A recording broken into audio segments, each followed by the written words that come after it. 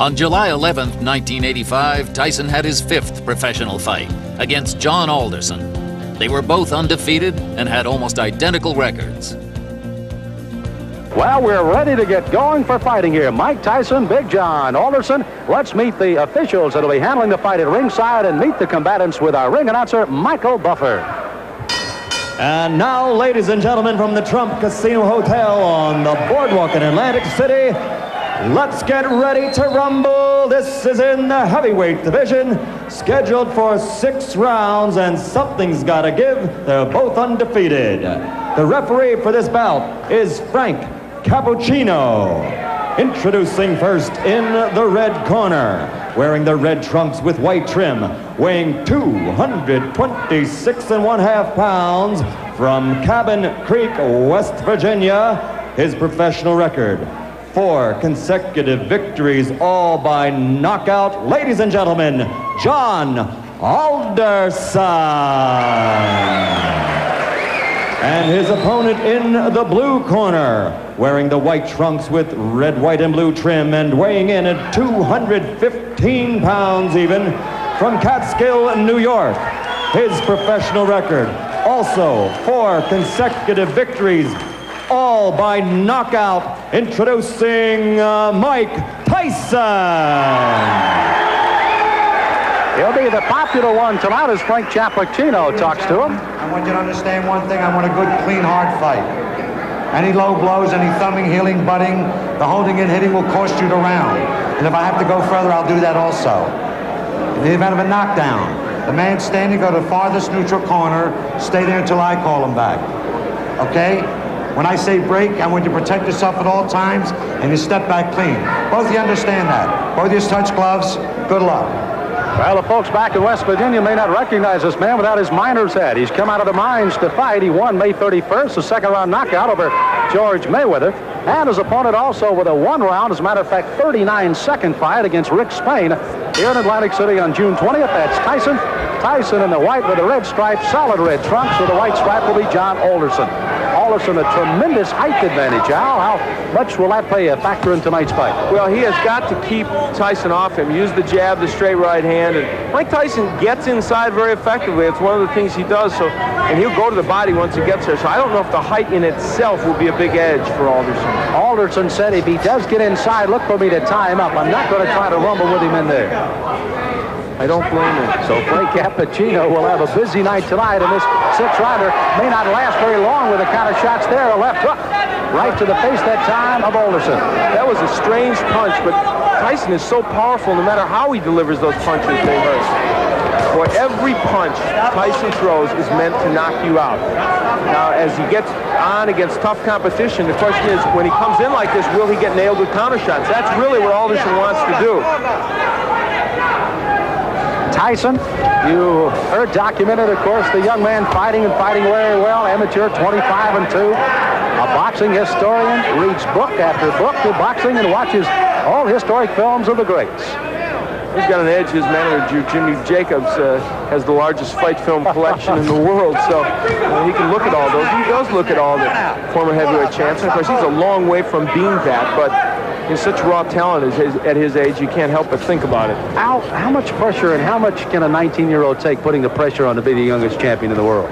Well, of course, that's them talking. That's Customato and Tyson making these bold predictions, and they put pressure on themselves. Now, Tyson switches to southpaw. I haven't seen him do that before. Interesting. Lands with the lead left.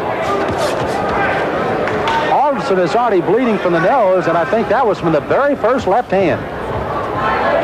Tyson, you can see almost like a bull as he just chases Alderson around the ring. Big John said he had to get off first tonight. He has got to use those long arms to his advantage.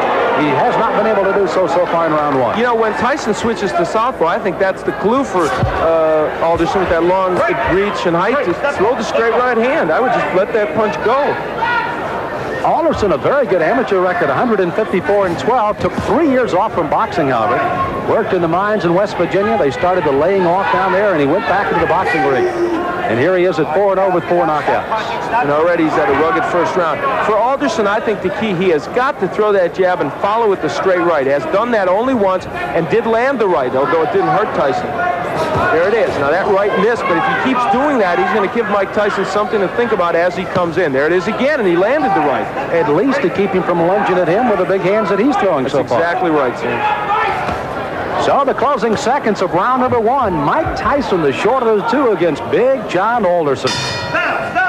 Mike Tyson delivers punches often in a very awkward fashion. Look at this left hand. That was a jab, but boy, he was off balance when he threw it. Still had a lot of power against Alderson. This is round number 2 of a scheduled 6-rounder heavyweights. Mike Tyson in the white trunks, Big John Alderson in the red. Alderson hailing from Cabin Creek, West Virginia, the home of the great basketball player, former Los Angeles Laker Jerry West. Alderson, as a matter of fact, plays basketball and softball just to stay in shape right now. I'd take him as the center of my ball club. Yeah, I think so. Muscle underneath. Now, Tyson, they told him to go to the body, and he's trying to do that in this round. But Mike hasn't been that busy when he gets on the inside. Good uppercut by Tyson. Alderson, you saw there, tried to lead in with a left jab and a right hand, but left himself wide open for the ducking Mike Tyson as he went right underneath. Mike Tyson doesn't wear any socks. I don't remember seeing a fighter in a long time that doesn't wear any socks. Or if he does, they're so short they don't even peek out over his shoes. I don't know what that's apropos of. It's the first time I've ever seen it, and it's kind of odd. Now there's the right. Oh, good countering right hand, and that stunned Alderman. He backs up another right hand, a combination by Tyson, and he goes under attack. On the inside, Tyson is just ferocious. He throws those big, short, quick punches. The longest fight Tyson has ever been in has been a 4-rounder. He got a knockout there. His other 3 fights were first-round knockouts. Dan Halpin, I guess, is the only man, and this one may not go much longer, as a crushing right hand sends Alderson down. He's got a terrible cut over the left eye already. Frank Cappuccino right down in his face. He's going to make the count at 8. But that cut just on the outside of the left eye starts to ooze some blood now, and Tyson goes right back in on top of it. Tyson trying for his 5th straight knockout. Alderson weary on his feet, ready to go at any time. He's just trying to survive now. He's got to throw something out, though. He's laying in with Tyson. Frank may stop this fight. Ruling that as a slip, not a knockdown. Alderson peeking in over that swelling left eye, and here comes Tyson. Alderson throwing the right hand, no effect. Left hand that time sends him reeling against the ropes. He's almost virtually out on his feet right now, 29 years of age. Again, as I pointed out at the top of the show, that in itself could prove to be some difference in this fight, if nothing else. You know, Tyson looked at Cappuccino a moment ago as if, do you want to stop this? There he goes right back to work on that left eye as Alderson stays on his feet. Try to gamely throw a right hand as you see the closing moments of the second round here. Alderson down in this round, may survive as he goes down again at the bell. He's got to get up. Now, a fighter cannot be saved by the bell in any round with the exception of the last, so he must come to his feet at the ruling of the referee says okay. He is, and he goes into his corner. But if he comes out to answer this bell, it'll be a gutty performance by Big John Alderson. Here's his mouthpiece. Here's his mouthpiece. Here's his mouthpiece. Why don't you just come back and fight another time? Huh? Okay.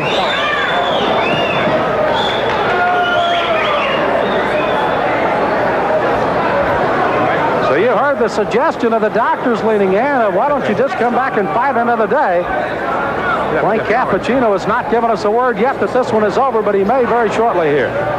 John, church is out. The fight's over. The fight is over, rather interestingly put by Frank Cappuccino, as this one ends officially a TKO in the second round by Mike Tyson. So Tyson goes 5-0 with all 5 knockouts, and it was a devastating second round that proved to be the difference.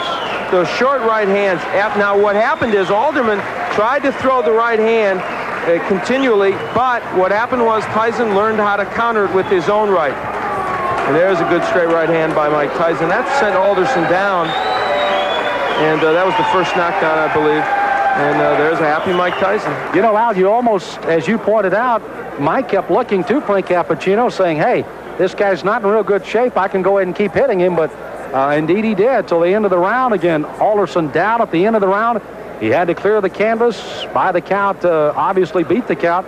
Not saved by the bell. He does, and finally the doctors lean in and say, that's it, and Frank Cappuccino calls it off at the end of 2. It was a very typical Tyson performance. However, you know what? It showed both the good and the bad at this point of Tyson, because I think it showed that a good stand-up boxer with a good jab and a good straight right hand will land against him. Whether he'll hurt him, I don't know.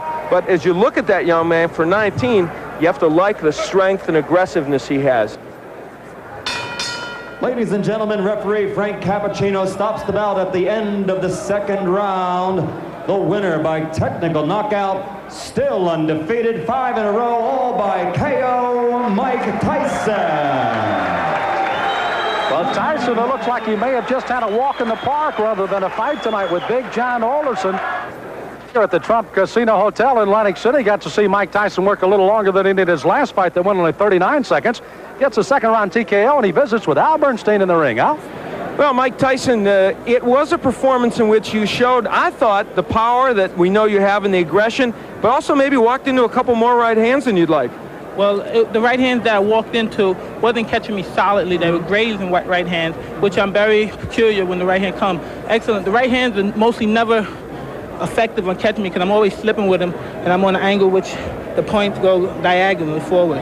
Okay, let's take a look at the last knockdown when you sent him down, and you can comment on it for us. Well, it's rolling a little bit in our monitor, but basically you really had a lot of power and you were nailing him with short punches. I was nailing with punches because I saw he was more accepted to the right hand because he was leaning on his right hand side, and he's more acceptable to right hand. I felt a little funny. I wasn't the Mike Tyson that you saw earlier in the past because of the star buildup. It was a little intimidating. Is all that getting to you a bit? Now, you've placed a lot of pressure on yourself. You and Customato, he's stated flatly he thinks you're going to be the youngest heavyweight champion, the greatest heavyweight champion. What does all that do to your mental frame of mind?